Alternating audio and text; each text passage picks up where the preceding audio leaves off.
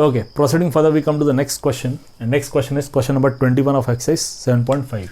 Here it is given to I is equal to integral 1 upon e raised to x minus 1 dx, or integral dx upon e raised to x minus 1. Okay, now how to solve this? You know that derivative of e raised to x is e raised to x. तो इस case में हम substitution करेंगे. We will put e raised to x is equal to t. Derivative of e raised to x is e raised to x. Okay, and this is dt by dx. Now this e raised to x can be written as t because we have taken e raised to x equal to t. This is equal to dt by dx. This gives you dx equal to dt by t. Okay, e raised to x equal to t, derivative e raised to x equal to dt by dx. This e raised to x can be written as t because we have taken e raised to x equal to t. That gives you dx equal to dt by t. तो हमें dx की value मिल गई. We get I is equal to integral. This dx is dt by t, and in the denominator you are having t minus 1. Okay, in the denominator you are having t minus 1. अब ज़रा ध्यान से देखिए, substitution के बाद जब हम यहाँ पे आ रहे हैं, यहाँ पे x का एक भी टर्म नहीं है. क्लियर? इस बात का याद रखिए. जब भी आप सब्स्टिट्यूशन करते हो ना, तो आपका ओल्ड वेरिएबल x पूरी तरह से एरेडिकेट, पूरी तरह से हट जाना चाहिए. ठीक है, वी गेट दिस. अब इसे हम सॉल्व करेंगे प्रॉब्लम नंबर 16 जैसे. ओके, वहाँ मैंने क्या बताया था, नीचे अगर दो कॉन्जिक्यूटिव टर्म्स है, ठीक है, और ऊपर 1 है, तो वो 1 क्या है, इन दोनों कॉन्जिक्यूटिव टर्म्स का डिफरेंस है. ठीक है, अब देखिए ऊपर इंटीग्रल dt है, integral dt is nothing but, here you can write 1 and there it is dt. ठीक है, dt तो इंटीग्रल के साथ आता है.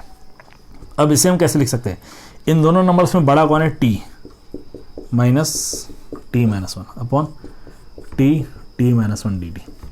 अब देखिए see, t minus t and t get cancelled, minus और minus plus 1. Clear? Is this clear? आपके वर्ड्स में एक बार फिर हम कहें तो t को ऐड और सब्ट्रैक्ट किया. अब यहीं से हम क्या करेंगे, ये जो माइनस 1 हमने दिया था, यहीं से हम इनको सेपरेट करेंगे, तो t अपॉन दिस टर्म आएगा, इन दोनों में t कैंसिल हो जाएगा. So you get integral 1 upon t minus 1 dt. ठीक है, और इस पार्ट में जब जाएंगे तो t माइनस 1 कैंसिल हो जाएगा. You get minus integral 1 upon t dt.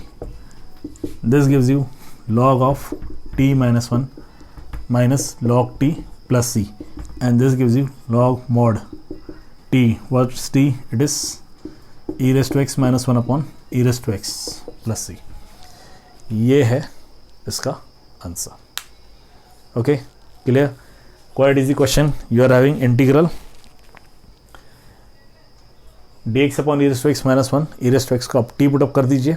Okay, and then this gives you dx is equal to dt by e raised to x, but e raised to x is t, so dt by t. यहाँ put up कीजिए, partial fraction कीजिए. अगर आपको ऐसे नहीं समझ में आ रहा है तो पार्शियल फ्रैक्शन का वही मेथड यूज़ कीजिए, 1 upon t into t minus 1, this is equal to a upon t plus b upon t minus 1. You can proceed with this also. No doubt partial fraction करने के बाद आपको यही step मिलेगी. Okay, means ये वाली step मिलेगी, and then solve it. Okay, please note it down.